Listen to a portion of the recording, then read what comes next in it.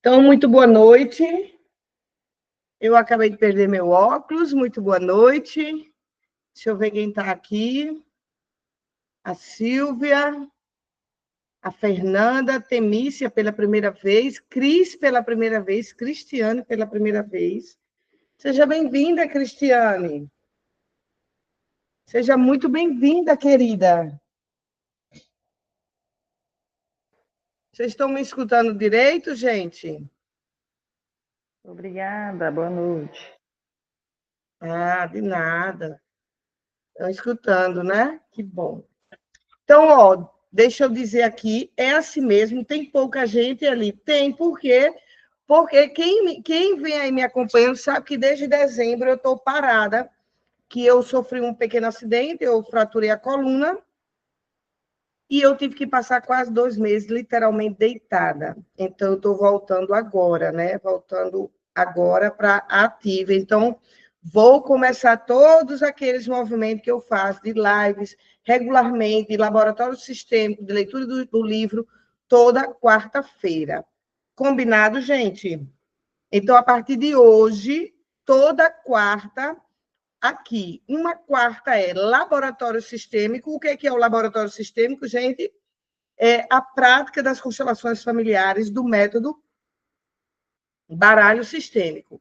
E uma outra quarta é o quê?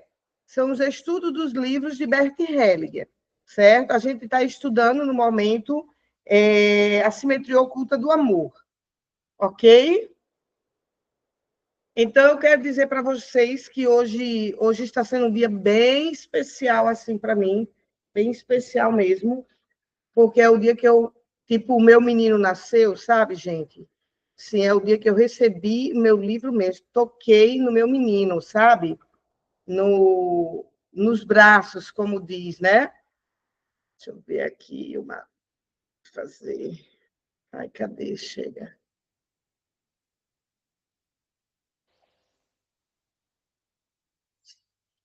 Então vamos lá.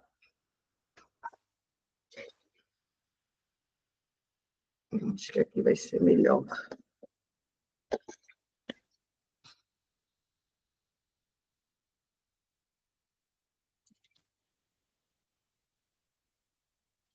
Então eu vou começar aqui.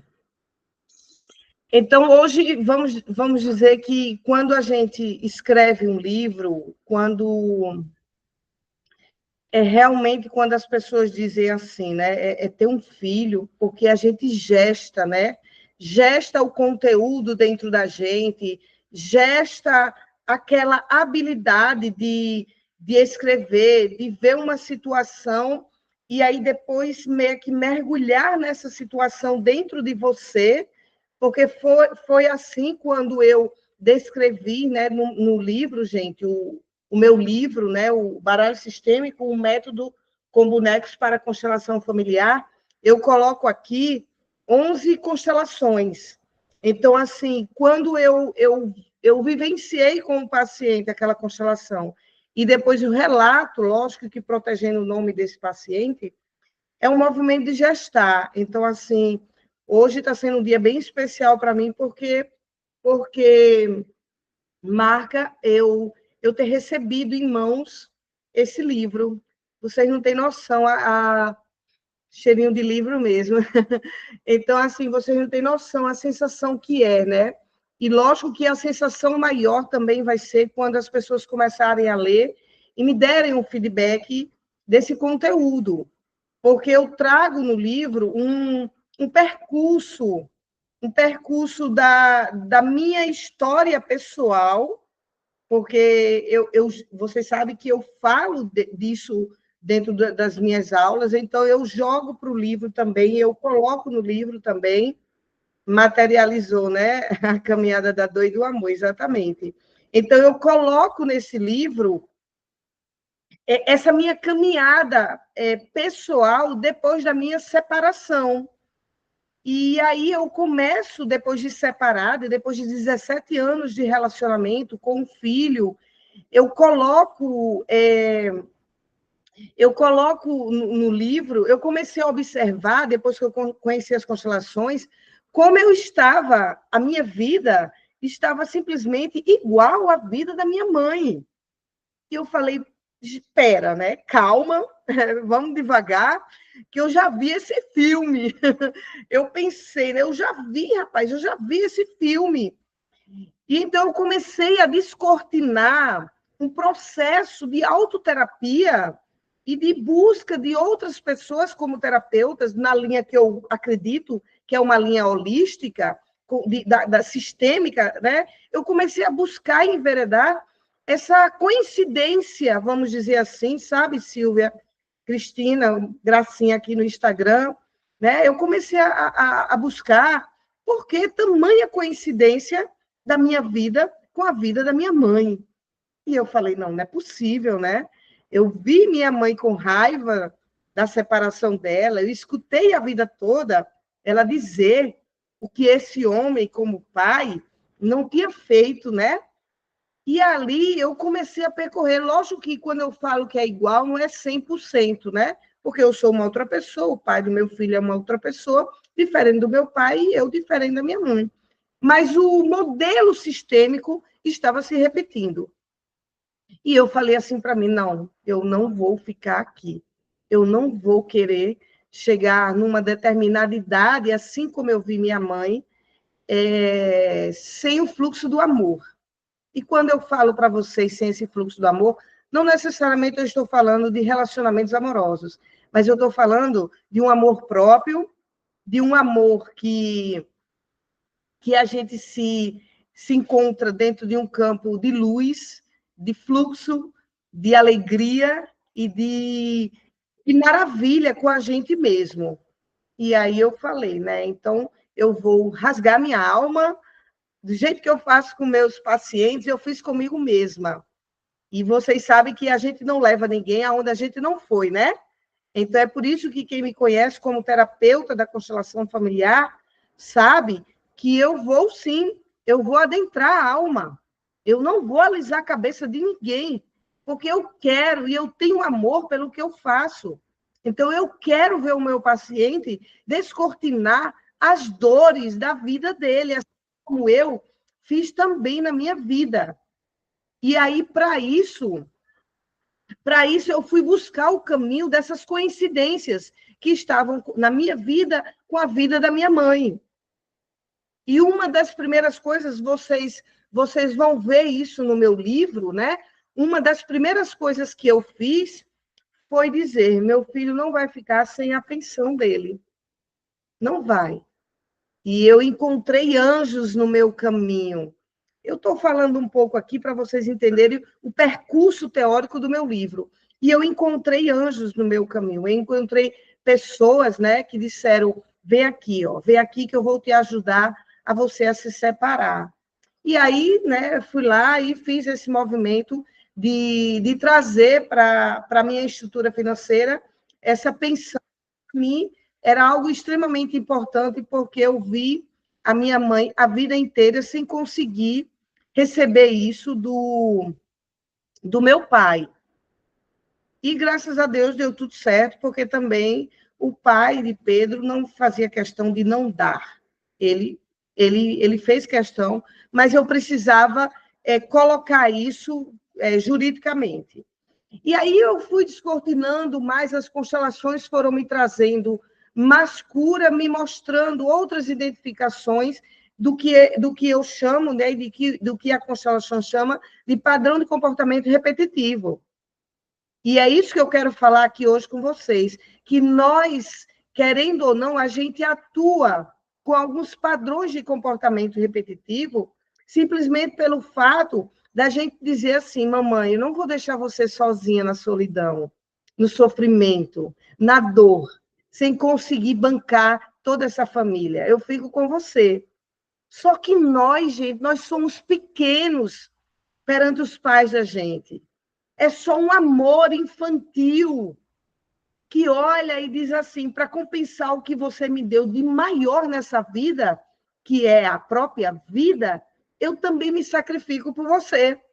E aí eu fui descortinar um sacrifício para poder compensar a vida que eu recebi da minha mãe e por vê-la em grande sofrimento de sustentar uma família com 5 filhos. E eu descortinei um caminho de dor física. Eu saí descortinando doenças em cima de doenças, para poder dizer, mamãe, ó, eu até tenho vontade de ir para a vida, porque eu amo viver. Mas aí, se eu for e for ser muito feliz, eu vou ficar muito diferente da senhora.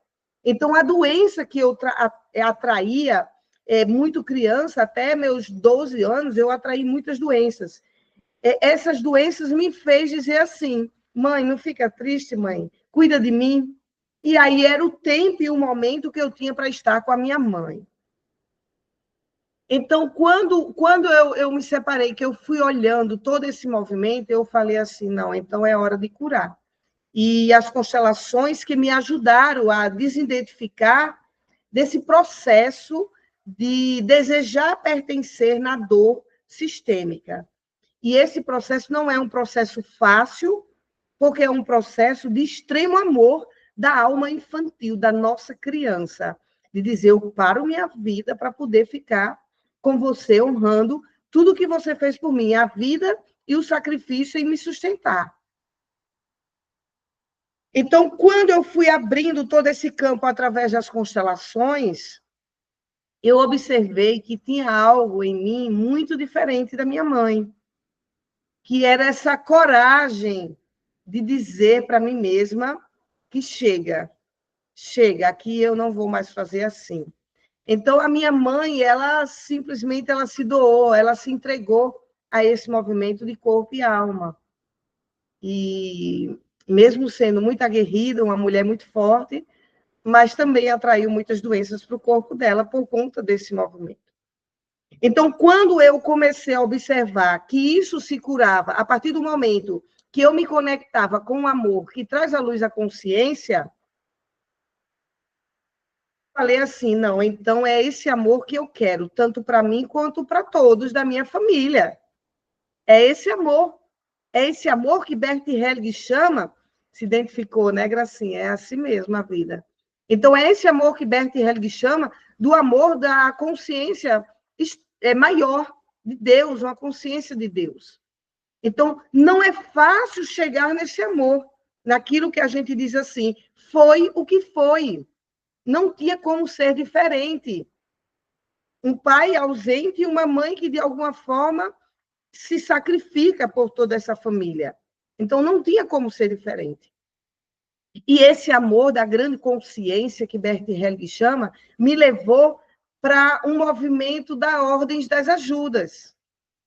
E hoje poder olhar pessoas, atrair pessoas para estar ao meu lado e eu curar, é um movimento também de alegria imensa para a minha alma, porque se tem algo que eu gosto de fazer e faço com alegria, não vou dizer a vocês que não me canso, porque há um cansaço, né? Você passar 2 horas, dependendo do paciente, debatendo filosofia, né? Para poder chegar num campo de aceitação daquilo que a pessoa negava, não é fácil. Então, vocês imaginam eu passar 6 horas dentro desse campo, ou você sai sugada por isso, ou você não sabe lidar com isso. Então, eu busquei aprender esse movimento, de olhar para a dor do outro e não me identificar, apenas dizer, né? Eu estou aqui para ser a ponte dessa consciência menor para uma consciência maior. Então, o livro, O Baralho Sistêmico, gente, os primeiros movimentos dele, das leituras, é esse movimento onde eu consigo sair desse amor cego e emaranhado de vínculo materno para um movimento de levar para o mundo uma nova ideia, um novo processo de cura, juntamente de mãos dadas com as constelações familiares. Então, eu descortino, depois do meu encontro com Bert Hellinger, lá no Ulisses Guimarães, em Brasília, e também em São Paulo, eu descortino um campo de cura imenso, porque o Bert curou minha relação com a minha mãe e com o meu pai. E, a partir daí, né, eu entro para um movimento de estar certo como foi. Está certo como foi, e agora eu posso fazer sem culpa diferente. porque essa é a mágica da vida. Não é a gente estar nesse processo de julgar, condenar e excluir nossos pais. Mas se nós somos seres espirituais e estamos vindo aqui justamente com essa família espiritual evoluir, tem alguma coisa aí que só esse pai e essa mãe vai dar para você o presente exato para a tua evolução. Então, o movimento maior para eu poder sair da dor, desse confronto, dessa identificação do meu ego, da dor que eu senti dentro da minha família, da Terra, o processo maior é olhar para tudo isso como um campo de evolução espiritual. E só quando você olha para esse campo de evolução espiritual que você vai desabrochar do teu peito uma grande flor, uma flor do lótus, aquilo que veio da lama e que dá a melhor e a mais bela flor para poder florescer esse caminho. E eu digo a vocês que o método baralho sistêmico, ele é essa grande flor de lótus que veio de lá, das entranhas, da minha dor, para poder emergir um método que hoje eu digo que é um método único, não só no Brasil, como no planeta Terra. Não vai existir, né, até agora, um método que dê uma precisão tão grande de uma cena através dos bonecos, como processo online ou presencial. Então, eu descortino esse método do baralho sistêmico que eu criei a partir de 10 anos de prática de consultório. Hoje à tarde eu fiz uma constelação, gente, que foi meia hora a constelação. Eu estou cada vez mais afiada, porque o campo da prática do método baralho sistêmico comigo está muito rápido, né? Então, esse amor que eu estava identificada com o amor da minha mãe, da separação dela, com a dor da minha separação, eu falei, não, eu não vou ficar aqui, eu não vou morrer. Eu não vou morrer por conta de um acontecimento. Eu vou descortinar outra coisa. E aí eu descortinei para vocês que estão me escutando agora, que já vivenciaram comigo as constelações. Só um minuto, Silvia, que eu dou a palavra a você. Mas eu estou agora mostrando e lançando para o mundo um método. Quiçá que esse método seja conhecido, seja divulgado, para que outras pessoas, como terapeutas, possam tomar posse e levar cura para mais e mais pessoas. E lá para o finalzinho do livro, eu trago 11 relatos de constelações com o método baralho sistêmico para vocês verem, né? Eu trago a prática desse método juntamente e só pode ser através das constelações familiares. E no final, na 12ª constelação, é mais um relato. Eu dei uma entrevista para o Correio Brasiliense, isso há 5 anos atrás, um repórter chamado Alan Rios, ele me achou no Facebook, eu acho que há 5, 6 anos atrás, nem sei, mas eu acho que não tinha Instagram, e ele me achou no Face, achou meu telefone, e ele me chamou para dar uma entrevista. Dentro do Correio Brasiliense, tem uma revista dentro, e foi capa, as constelações familiares foi capa dessa entrevista. Eu chamei pacientes meus para também dar entrevista, e foi muito massa. E agora está aí, né? Dia 4/4, aqui em João Pessoa, aqui no Vila das Plantas, no Abor Botânica Café, às 19 horas eu vou lançar aqui em João Pessoa, e dia 12 de abril, dia do meu aniversário, eu quero coroar a minha primavera. Em Brasília, eu vou estar lançando esse livro também. Então, aguardo todo mundo aqui de João Pessoa que deseja partilhar comigo essa alegria, e em Brasília também. Diga aí, Silvia, minha querida. Eli, eu conheço os 2 modelos de constelação. Primeiro, o presencial, que é o tradicional, né? Uhum. E depois o seu pelas cartas. Eu percebo essa praticidade mesmo, essa agilidade e essa assertividade que você foi desenvolvendo com essa egrégora das cartas, né? Uhum. Aí eu queria saber no seu dia a dia, o número de constelações presenciais, aquela tradicional, caiu bastante, não? Você diz em grupo? Um grupo, aquele presencial, onde a gente é o representante ali da pessoa. Tá. Olha, depende. Assim, às vezes, quando tem uma constelação individual que o paciente está muito preso à dor, o que é que acontece? Fica eu e ele, como eu coloco boneco e pessoas. Agora, em Brasília, o número de constelações em grupo é maior, sem os bonecos, entendeu, Silvia? Aqui em João Pessoa eu não puxo muito essa força, mas quando eu vou em Brasília, sim. E está muito de período. O último período que eu fui em Brasília, minhas constelações em grupo rolaram 2, 3 pessoas, mas eu não saí com prejuízo, mas foram 2, 3 pessoas e foram constelações belíssimas. Agora, em Brasília acontece mais a constelação em grupo. Eu faço bastante. Ah, tá bom, então. É, A das cartas, realmente, eu sinto que elas são tão certeiras porque elas não dependem da sensação dos outros. É sempre entre você e o cliente, está tudo ali respondido, né? Já está tudo sim. respondido ali. Obrigada. De nada. Diga, Gil. Eli, eu tô com dor de cabeça, aí tô deitada e tô aqui no escurinho, por isso que minha câmera não tá aberta, viu? Tá bom, amada. É só para dizer para Silvia, né, que aqui em João Pessoa, que você não puxa aqui, também não vive muito aqui, a constelação presencial aqui é muito divulgada, acontece Uhum. muito aqui, né? Acontece das cartas, é o método que eu estou vendo com você, né? Mas É. tem a constelação com da água, né? Aham. Aqui a gente tem. E tem o presencial, a gente tem ali o equilíbrio do ser, né? Que Uhum. faz isso. Tem também Rosângela, lá nas Três Ruas, nos bancários, né? No Sim, centro lá. Tem Luciano Freitas, que faz aqui no espaço da Turi. Tem a Áfia, né? Assim, tem sim. muitos locais, se eu for citar todos eles, mas assim, são os mais conhecidos, que eu acho que você conhece essas pessoas, não os espaços. É. Mas de repente as pessoas você conhece. Tem um Bartô também, que de vez em quando aparece por aqui, para fazer presencial também, em grupo, né? Então, Eu, sabe, eu, vem cá.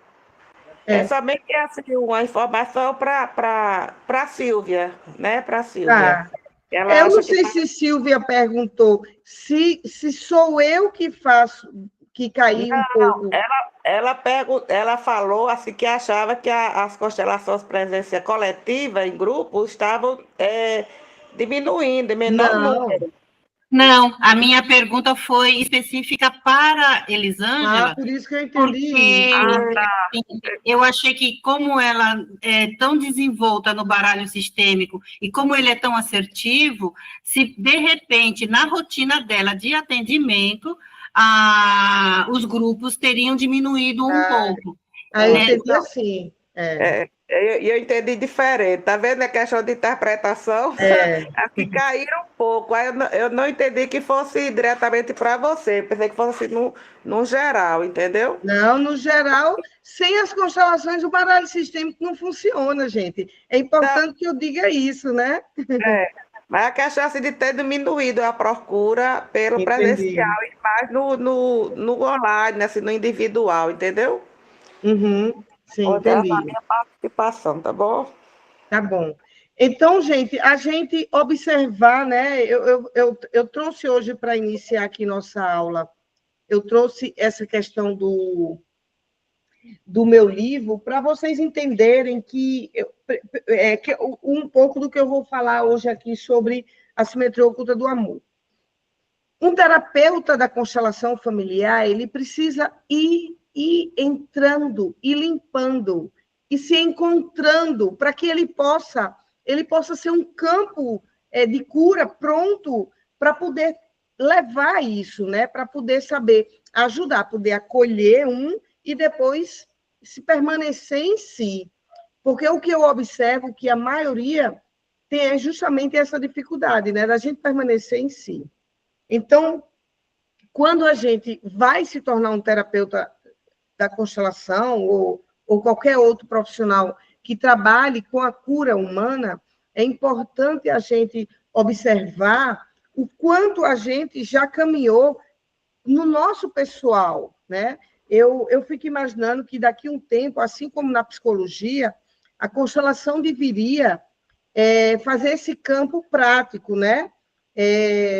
Da pessoa que se forma para poder ela entender isso, né? Como o psicólogo, por exemplo, ele tem que fazer um estágio de terapia pessoal, né?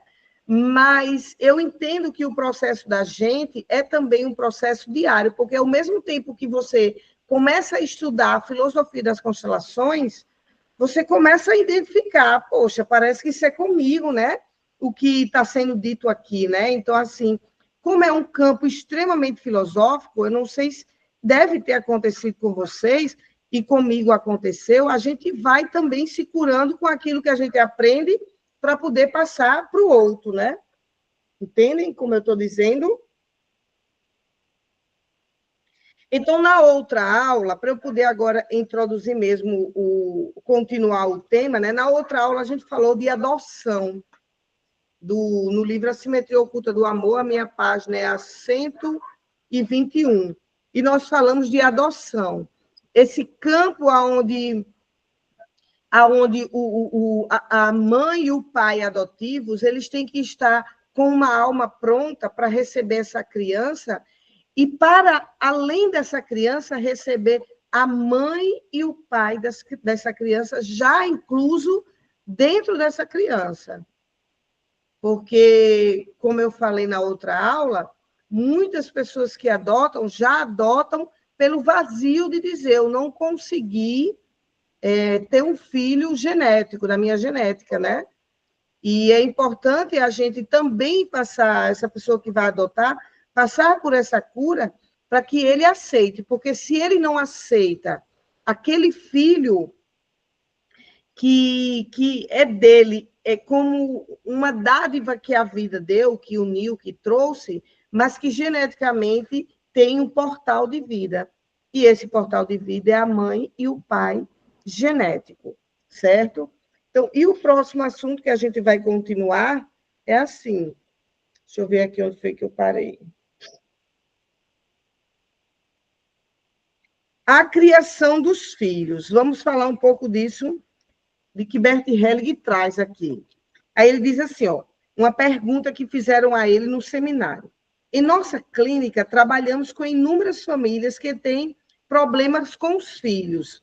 Cada um dos pais diz aos filhos algo diferente e os filhos ficam totalmente confusos quando ao que devem fazer ou não fazer. Aí Helling vai e responde assim.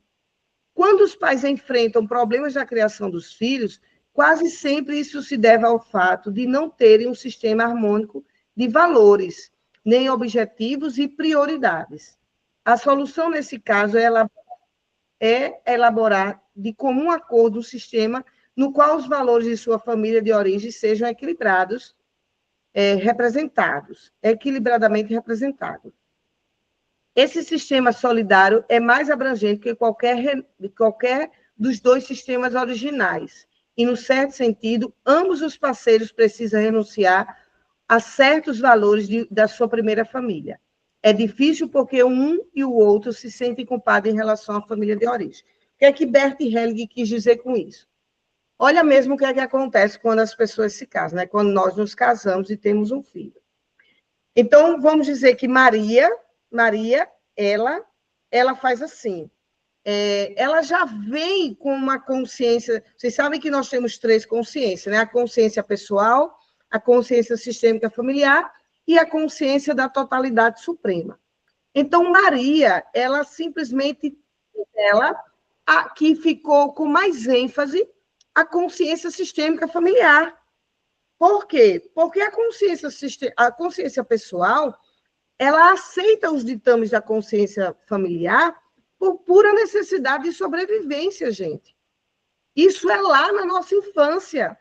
A criança, como muitas vezes eu digo, ela não sabe pegar a fralda, pegar a bolsinha dela e dizer, ó, estou partindo para a casa do meu avô e da minha avó, que aqui vocês não estão me tratando bem.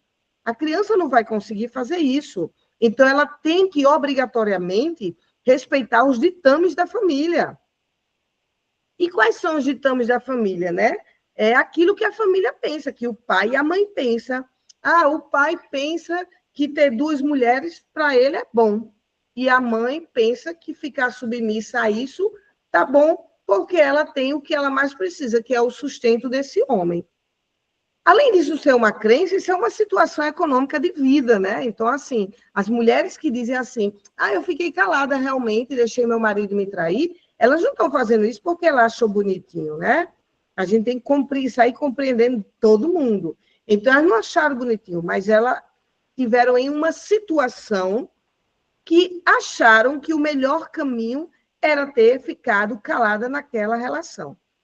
Elas criam dentro disso uma consciência familiar. E nessa consciência familiar, os filhos captam as ordens do sistema. E que ordens são essas? As ordens das relações. As ordens de como se estabelece os limites, os avanços, o todo que está se estabelecendo na relação. Entenderam? Então, quando a criança, a Maria, cresceu, que ela trouxe as crenças, porque a partir do momento que a gente vai crescendo, que a gente começa a nos relacionar, e a gente acha que com o pai a gente ganha mais coisa do que com a mãe, ou com a mãe ganha mais coisa do que com o pai, nós criamos aí exclusões. Né? Então, a pessoa diz assim, não, com o meu pai eu consigo mais, então eu vou deixar minha mãe um pouquinho de lado. E ela vai crescendo e trazendo dentro da consciência pessoal dela de que o pai dela ajuda mais do que a mãe. E aí ela simplesmente se separa desse primeiro amor, que é um amor materno. Então, quando ela casa, quando Maria vai lá e encontra com José, ela não encontra do nada com José. A gente precisa ter essa consciência. Maria não encontra do nada com José. Maria encontra com José porque ambos têm algo em comum nas consciências sistêmicas familiares. Pela física quântica, nós só nos encontramos com os nossos iguais. Não é aquilo, os opostos se atraem. Ai, que lindo, os opostos se atraem no amor. Não. O homem alcoólatra encontra exatamente a mulher que está triste, mas que pegou a tristeza e transformou na violência. E aí ambos ficam numa luta para quem vai morrer primeiro. Isso tudo é inconsciente e emocional. Então, Maria encontra em José, o primeiro encontro energético é o encontro dos pensamentos. Não são o encontro dos corpos, são o encontro dos pensamentos. É aquilo que o universo capta do sentir, que Maria sente no coração raiva da mãe, e vamos imaginar que o José sente raiva do pai. Então, eles seriam opostos complementares, né? Eles vão se complementar pela dor do igual. Ambos têm uma dor profunda na família, e aí eles se encontram para isso. Só que quando eles se encontram, olha mesmo, captem o que eu estou analisando. Quando Maria e José se encontram, Maria vem para o casamento dizendo, eu venho consciente, né? Eu não vou dar brecha para nenhuma sogra, porque sogra é igual a mãe, não presta.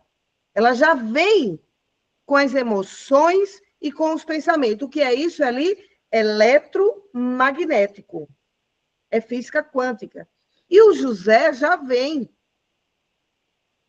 Né? Eu não quero dar trela nenhuma para pai, porque meu pai me abandonou. Então, já começa aí, né, uma disputa. E dentro desse encontro que se chama amor, inicialmente como paixão, a Maria está pronta para condenar uma outra mulher além da mãe dela. E o José está pronto para condenar um outro homem além do pai dele. e eles se encontram.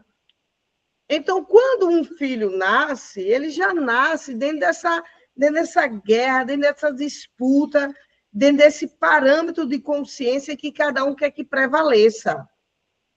Então, provavelmente, Maria vai ter dificuldade de pegar o filho dela e deixar com a sogra. E provavelmente José vai ter dificuldade de ver o menino sentadinho no colo do avô. E é aí que Bert Helling diz exatamente isso, né? Quando ele diz assim, quando os pais enfrentam problema na criação dos filhos, quase sempre isso se deve ao fato de não terem um sistema harmônico de valores, nem objetivos e prioridades. Então, a Maria, quando começa a ver que o José dá muita ênfase para o filho ficar com a avó paterna, a Maria começa a pipocar, a dizer não. Mas não é um não do nada que ela está dizendo. Ela está dizendo um não, porque ela quer dizer um não novamente à mãe dela. E dizer, você não vai ficar com o meu filho, que você não ficou direito comigo. E aí essas guerras começam a ficar uma bola de neve maior. Porque cada um, a partir de agora, quer defender a sua família de origem. O José quer defender lá a mãe, que ele gosta, e a Maria quer defender o pai. E aí a gente não faz o que a Bíblia diz, né? Deixa a sua casa agora, se torna um novo casal, e essa nova família é a família da prioridade agora, né? Então, a gente precisa, quando a Bíblia traz isso assim, deixai vossa casa... Eu não estou sabendo dizer o versículo certo agora, mas é quando deixa a tua casa e forma uma nova família, ele não está dizendo para a gente abandonar pai e mãe, não. Para a gente não ir mais passar Natal com eles, ou domingo não almoçar, não, gente. Não está, não, porque agora, quando uma filha se casa, ampliou-se a família. Tudo está amplo agora. Ele está dizendo, né, olhando dentro da Bíblia, uma visão sistêmica. Ele está dizendo que a gente precisa...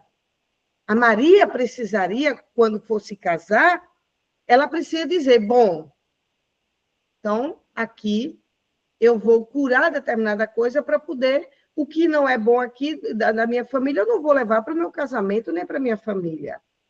E o José deveria ter pensado a mesma coisa. Só que como é que vai pensar se as pessoas não fazem terapia, são baseadas, têm a base da vida dela na raiva, na vingança, no julgamento, na condenação? Então, ambos não estão preparados para um casamento, uma união. E, automaticamente, esse desequilíbrio chega na família, dentro dos filhos. Então, esses filhos, quando se tem problema de ordem, de criação dos filhos, é porque lá atrás está a guerra da Maria querendo dizer o que prevalece é a consciência sistêmica familiar da minha família. E o José dizendo, não, mas o que vai prevalecer é da minha família. Só que eles têm que pegar, o ideal seria a Maria deixa lá o que não é bom dos pais e cria uma nova ideia junto com o José.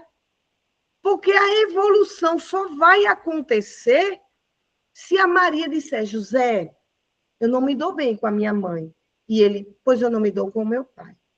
Olha mesmo se fosse assim tão simples, né? Aí o José dizia assim, pois vem cá para eu te apresentar uma mulher que tu vai amar, eu vou te apresentar a minha mãe. E a Maria foi, pois eu vou lhe apresentar um homem para que você vai se apaixonar, vou lhe apresentar o meu pai. Então, seria ideal as pessoas olharem e dizer, rapaz, eu vou aprender aqui com esse meu sogro para ver se ele é diferente do meu pai. Porque se a vida juntou uma dor igual pela física quântica, a vida está dizendo o quê? Filha, filha, que tu tem raiva da tua mãe, eu vou trazer um marido para você poder olhar outro quê, gente? Outro modelo, gente, de sistema. Outro modelo. A vida está querendo que você diversifique no seu cérebro, que é arcaico, duro e pesado, né? que você tenha outro modelo de família, que você veja como uma mãe pode amar diferente da sua, que não conseguiu fazer isso.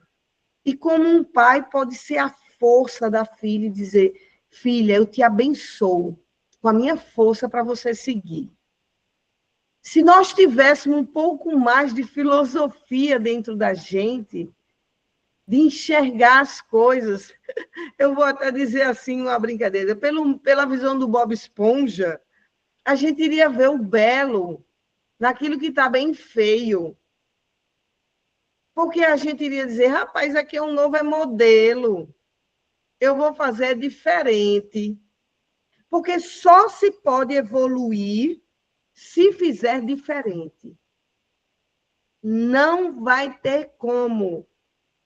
Se a mãe diz: mulheres na minha família não usam calça jeans, vai se passar 7 gerações para frente sem nenhuma mulher experimentar uma saia.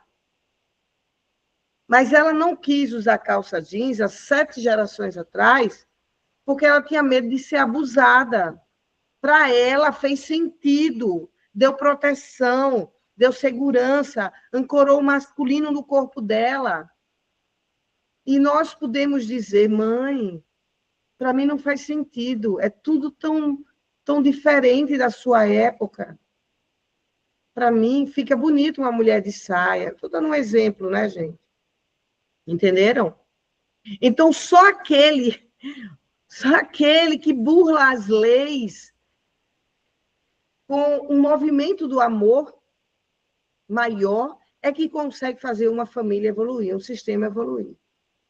Não é burlar as leis por ser aguerrida, por ser descortinar o mal, a briga, a discórdia. Não é isso.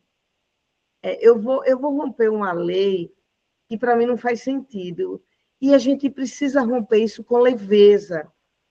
E foi assim, gente, que eu rompi uma lei. Essa lei que minha mãe traz da dor dela, da separação dela. Né? Voltando aí um pouco para o meu livro.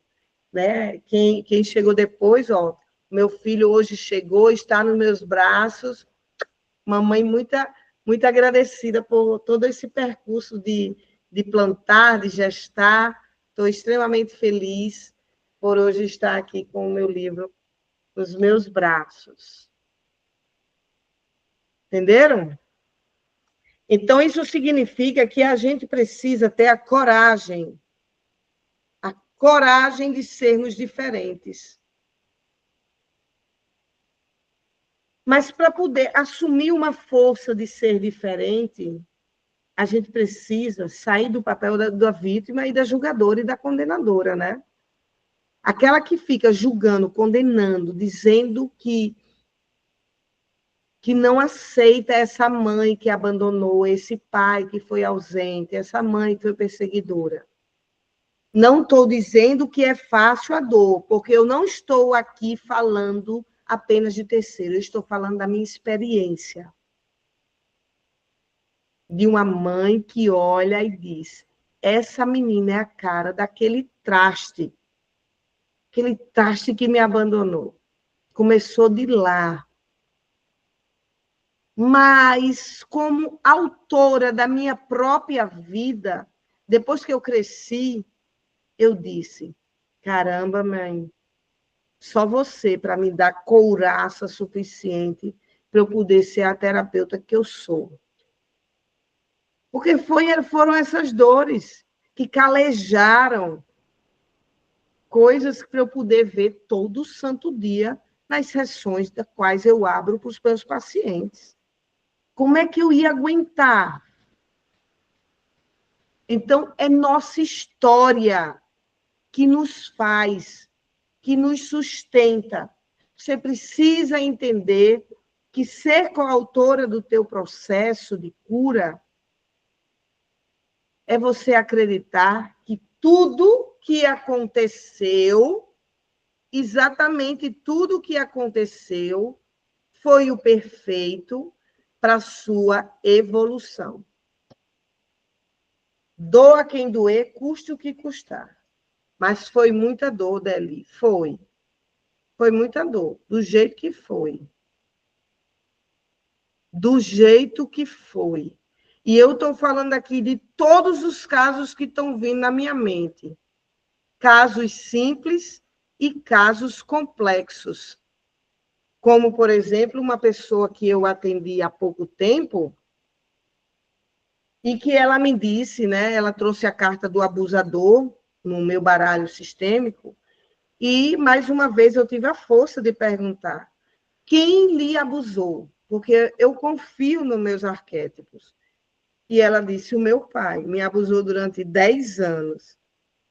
E ela disse, ela é bem mansa, ela disse assim, meu pai me abusou 10 anos, mas ele não fez nada comigo, ele pedia para eu fazer nele. Então, vocês imaginem que dor é essa, que é captada pelos 5 sentidos, o abuso sexual é captado pelos 5 sentidos.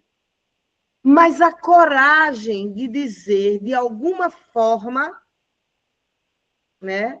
De alguma forma, isso também tem a ver comigo. Não é perdoar ninguém. Essa dor não dá para fazer esse movimento, né? Nem muito menos achar que eu tenho que compreender, né? A ponto de voltar a conviver. Não, não precisa.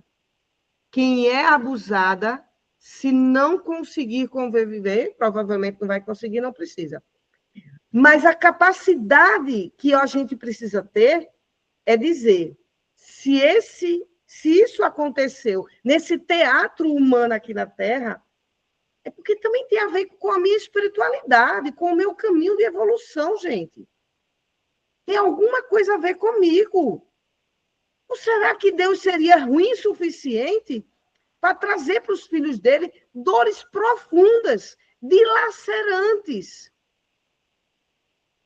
É algo que está na capacidade de nós estarmos vivos aqui na Terra e passarmos por situações, humanamente falando, imperdoável. Então, é preciso a coragem de dizer, também tem a ver com aquilo que eu vim evoluir. Essa dor tem a ver comigo. Porque se isso não acontecer, está tudo bem. Está tudo bem se você não tiver coragem. Se você não tiver coragem de fazer isso acontecer. Sabe o que é que vai acontecer? Quem é que pode me dizer aí o que pode acontecer?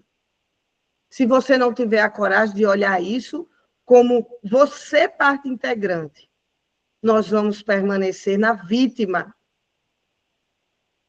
Construir uma narrativa de vítima e dizer, não consigo ir mais porque aconteceu isso na minha vida, porque meu pai me abandonou, porque minha mãe me perseguiu, porque...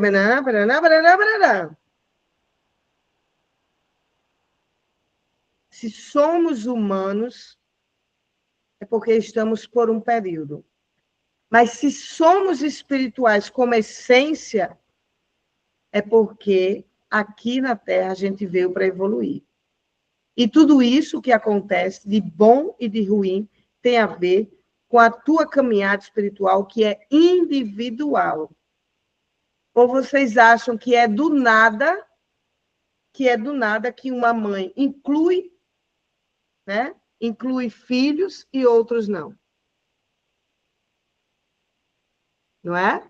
Então, assim, quantos exemplos eu vejo no meu consultório de pessoas que dizem assim, minha mãe, ela foi super dedicada às minhas irmãs, mas eu fui a única filha que ela comprava 2, 3 bombons para minhas irmãs, para mim eu dizia, mamãe, eu quero. Ela dizia, esqueci o seu. O quê? Será que a mãe fez unidunité, Salomé Minguê, qual é a filha que eu vou amar, excluindo você? A mãe não fez isso.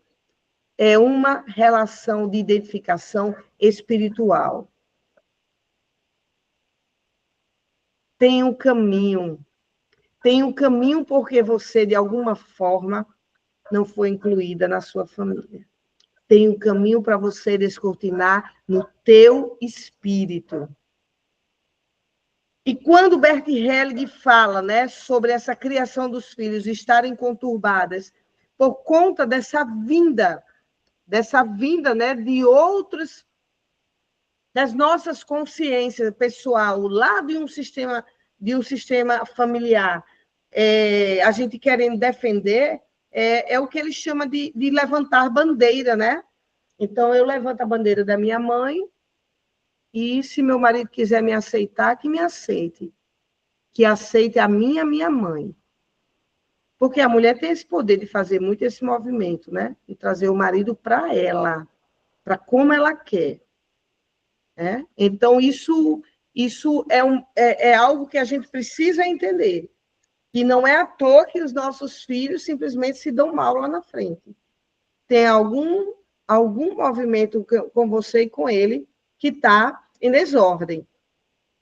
E, às vezes, é uma desordem de proteção demais, excesso de zelo e de proteção por um filho.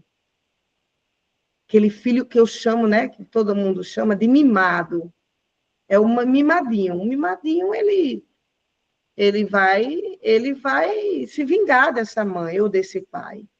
Porque ele tem tudo, ele dá sentido para a mãe dele, para ela trabalhar, para o pai dele, para ele trabalhar, para poder dar de tudo a ele. Então, ele diz, então, eu já estou trabalhando, né? Então, já que eles não querem que eu seja independente deles, porque eles precisam de mim para dar sentido para a vida deles, então eles começam, a maioria dos filhos mimadinhos, eles sabem o que é que eles fazem, gente? Eles tiram dinheiro dos pais. Eles começam a tirar dinheiro. Mãe, estourei o cartão, me presta aí 20 mil. Aí você dá, porque você tem, e porque você só tem o sentido da sua vida, aquele filho. Alguém tem alguma pergunta a fazer? Alguém tem alguma pergunta? Posso seguir?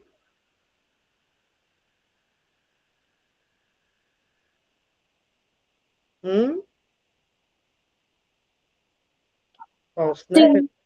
Sim. Massa. Deixa eu ver aqui.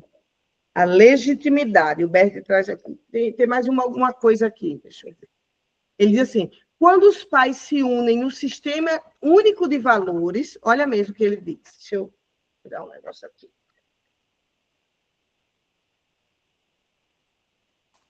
Então, ele diz assim, quando os pais se unem no sistema único de valores, adquirem um sentimento de solidariedade mútua em face dos filhos, os quais, por sua vez, se sentem seguros nesse sistema homogêneo e seguem-no de bom grado, segue-o de bom grado. Então, quando um pai diz, né, não, lá na família da minha mulher eu encontro um complemento do que eu não tive. E a mulher do mesmo jeito, lá na família do meu marido eu encontro um complemento do que eu não tive. Então, eles estão abertos para uma possibilidade de dizer assim, por lá eu posso evoluir. Pela família do meu marido eu posso evoluir. E aí a mulher diz, pela família o homem diz, pela família da minha mulher eu posso evoluir.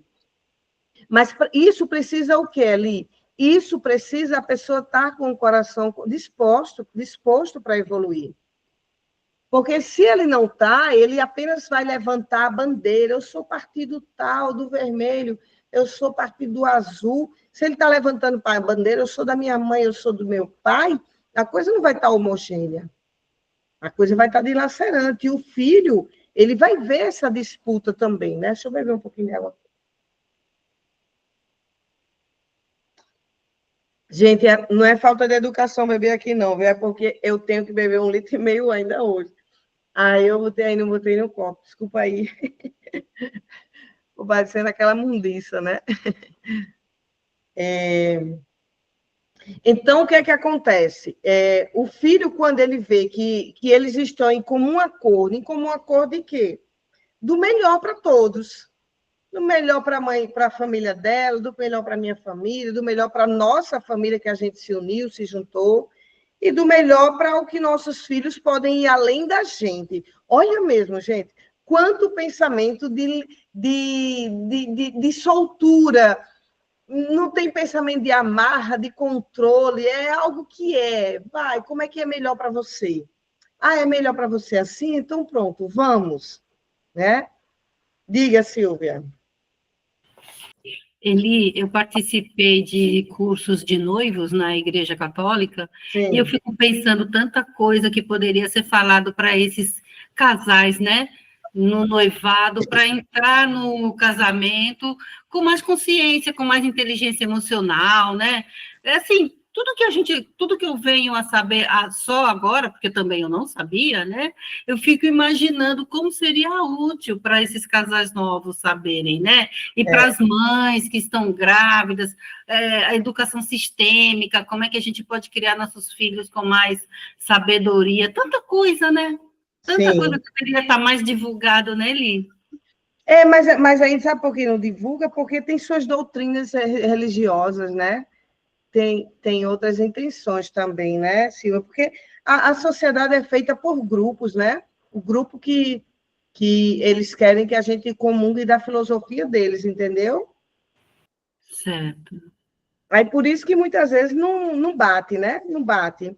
O que você acha que a constelação ela passou esse tempo aí e ainda está, né? Esse tempo sendo condenada. A gente podia dizer, mas rapaz, como é que estão condenando um processo desse, né? Um processo de tanta cura, tanta gente parou de tomar Rivotril, mas porque a sociedade é feita por ideologias.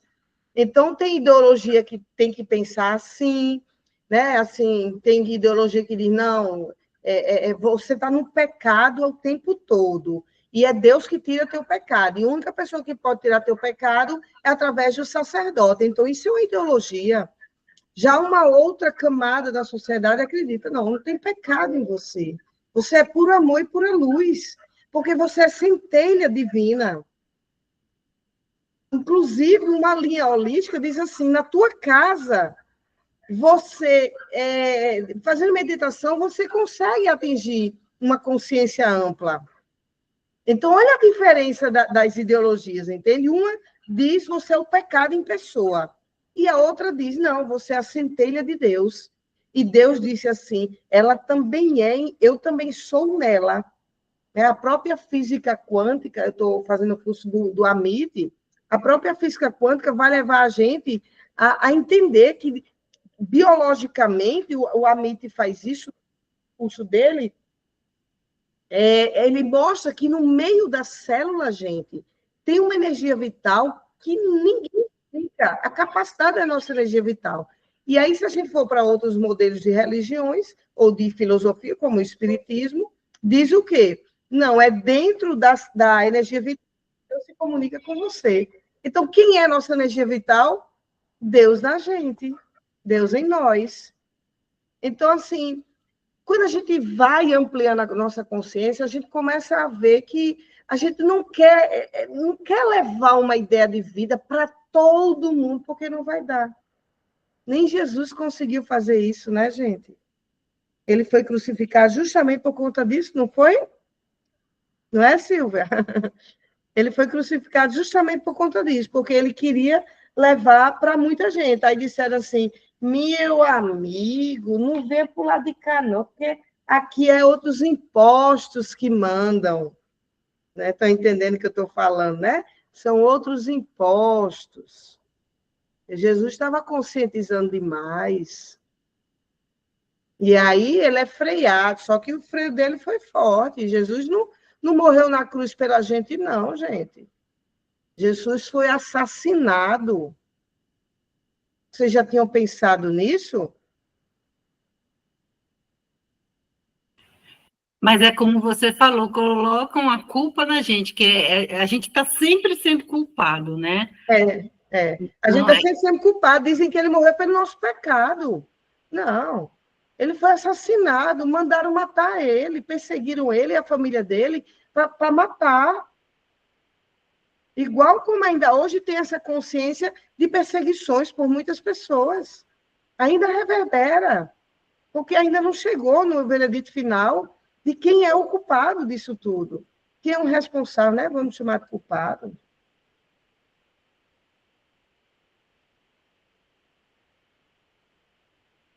Entenderam?